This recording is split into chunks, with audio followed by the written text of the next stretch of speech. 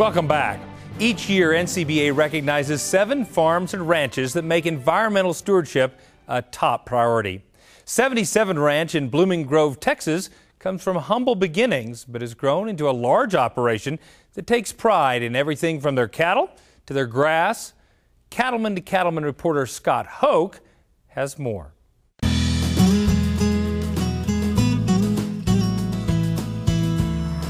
In the cool of a Texas morning, Gary Price and his son Gary Lee are moving cattle. The 77 Ranch got its start 36 years ago when Gary and Sue Price acquired their first piece of land from a family friend. The ranch actually has been put together through the years. We bought the first piece of property back in 1976 from a good old friend of mine named Lee Lowe.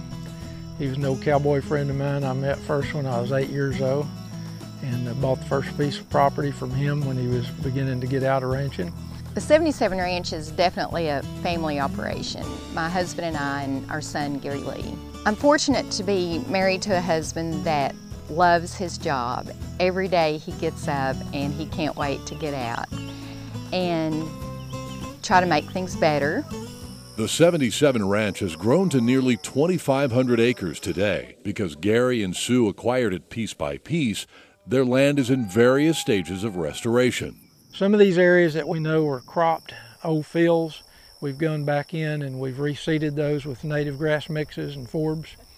And some areas, all we've had to do is, through our rotational grazing system, be able to rest those a little bit, and those native grasses, the seed source was there, and then they've really responded well. I think of Gary as a restoration specialist. We've been able to buy several different farms that joined us, and he could see the possibility that the land had.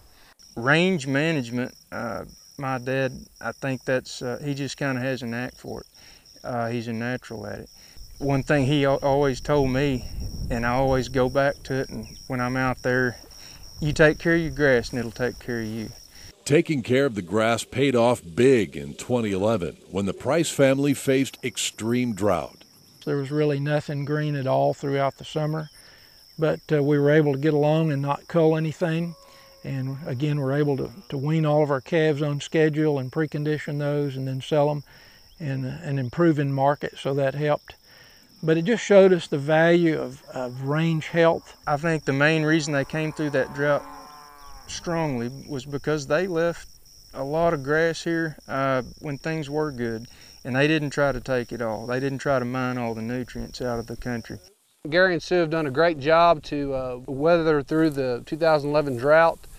They were able to get through the drought without selling any livestock, been able to maintain a pasture rotation, and here a year later we're seeing a lot of good responses from our good native grasses. One key to weathering the drought was the big lakes and other water resources Gary and Sue have developed over the years. Those lakes have also added value by providing fishing and duck hunting income, as well as wildlife habitat. What stands out to me is Gary and Sue's knowledge of the land, of the vegetation, of the wildlife, and how they make their choices towards managing the land to benefit the wildlife species, and also produces a pretty profitable cattle operation at the same time. Another key to improving the forage resources on 77 Ranch is brush control. We like individual plant treatment because we're not disturbing the ground. We've got a lot of good native grass base here that we don't want to go in with a dozer and tear that up. So if we can do individual plant treatment, then we've kept that grass intact, and it's worked well for us. You know, Remedy and Diesel are a great product together that can absolutely do a tremendous job on mesquite, and mesquite would be our #1 brush problem. The list of conservation projects on 77 Ranch is long. Gary worked with Ducks Unlimited to install a seasonal wetland. Land that once included a washed-out gully now produces a crop and turns into a valuable wetland each fall. And Gary and Sue share the story of ranching with visitors and school groups. I have a belief that we need to share stewardship with younger people, and that's why it's so important to us to open our gates. And we bring out 3rd and 4th graders and bring them out on the land from these urban areas, whether it be Dallas or even the Blooming Grove kids locally. And they come out, and we've tried to connect them to the land through the water that they drink and let them know that their water comes across some ranch somewhere. The long-term future of 77 Ranch looks bright.